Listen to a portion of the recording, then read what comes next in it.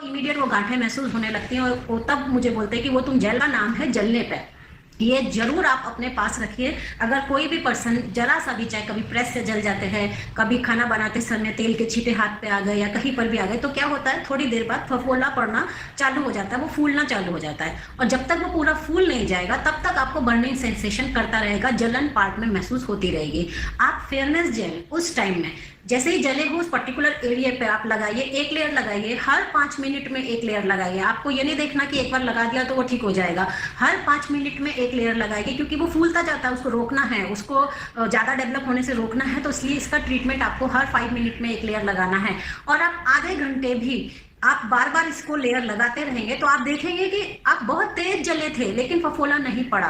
ये मेरे साथ बहुत बार हुआ है, बहुत बार हुआ है कि जल गए हैं, तेज लगा है और अभी पूरा लग रहा था कि ये तो पूरा फूल के इतना कुप्पा हो जाएगा, लेकिन जेल लगाया, फिर जलन थोड़ी शांत हुई, फिर से जलन होने लगी, फिर जेल लगाया, फिर शांत हुई, फिर से थोड़ी जलन लगने लगी, फिर लगाया, क्योंकि वो फूलने के लिए पूरा कोशिश करता है ना, जब तक उसकी कोई गर्माहट खत्म नहीं होगी तब तक वो फफोला शांत नहीं होगा। तो आप हर 5-5 मिनट में बस लगाते जाइए और with in half an hour आप ये मिरेकल देखेंगे कि वो फफोला आपका फूला ही नहीं, वो बाद में डेवलप ही नहीं हुआ और आपकी पूरी जलन शांत हो गई। ये मेरे बहुत ज्यादा प्रैक्टिकल यूजेस हैं इसके। ओके, सो चीज इसमें और ऐड कर देते हैं बॉडी पिंपल्स के बारे में। जैसे बताया है, 1 चम्मच जेल में आप चाहो तो 1 अमृत शक्ति का कैप्सूल डाल लीजिए, 10 बूंदे टी ट्री ऑयल की डाल लीजिए। यही ट्रीटमेंट आपका जो बॉडी पिंपल्स की प्रॉब्लम जिनको होती है उस पे लगाने से लगाइए, नहाने के बाद कंपलसरी लगाइए। ये प्रॉब्लम आपकी बॉडी पिंपल से रिगार्डिंग भी सॉल्व होती है। ओके, अब किसी का भी अगर क्वेरी है फेयरनेस जेल के बॉडी पिंपल के लिए बना रहे हो तो आप फेयरनेस जेल में खाली टी ट्री भी मिलाओगे तो हो जाता है, और इफेक्टिव ट्रीटमेंट के लिए करना है तो आप अमृत शक्ति भी मिला दोगे साथ में तो और इफेक्टिव हो जाएगा।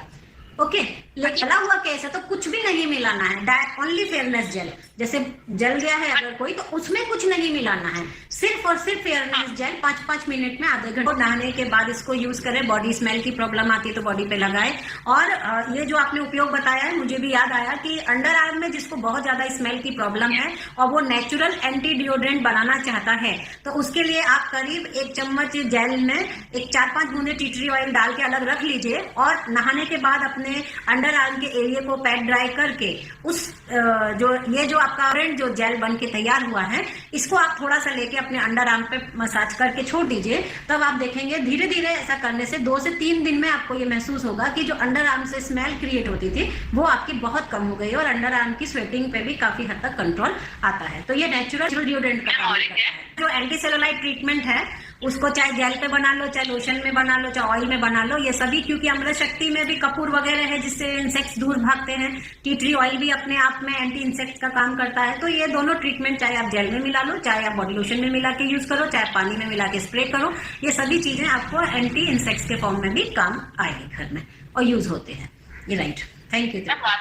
स्किन जिसकी भी है वो कोई भी क्रीम में मिक्स करके अगर फेयरनेस जेल को लगाते हैं तो उसको ऑयल कंट्रोल भी अच्छा होता है और क्रीम के रिजल्ट भी बढ़ के आते हैं।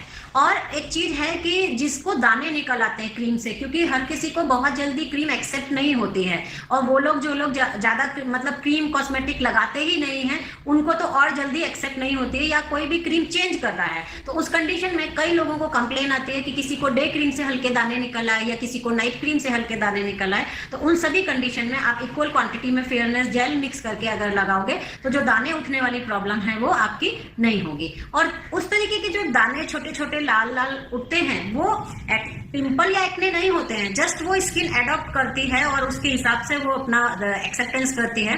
तो वो जैसे उठते भी हैं तो इमीडिएट नेक्स्ट डे क्लीन भी हो जाते हैं, क्लियर हो जाते हैं। लेकिन फिर भी सामने वाला जो क्लाइंट है अगर डर जाता है कि अरे मुझे तो इससे दाने उठे, तो आप उसके लिए इक्वल क्वांटिटी में डे क्रीम यूज कर रहे हैं तो डे क्रीम के साथ इक्वल क्वांटिटी में जेल मिक्स कर सकते हैं, नाइट क्रीम यूज कर रहे हैं तो नाइट क्रीम के साथ यूज कर सकते हैं। ऑयली स्किन वाले जिनको चिपचिप महसूस होती है वो व्यक्ति भी इसमें यूज कर सकते हैं इसको मिक्स करके। और जो लोगों के फेस पे स्वेटिंग की प्रॉब्लम है वो लोग भी इसको फेस पे डायरेक्ट यूज कीजिए दिन में 2 से 3 बार, तो आपके फेस में स्वेटिंग कंट्रोल काफी हद तक आएगा। जब हाथ पैर में तो इतना अच्छा आ ही सकता है तो फेस पे भी आता है।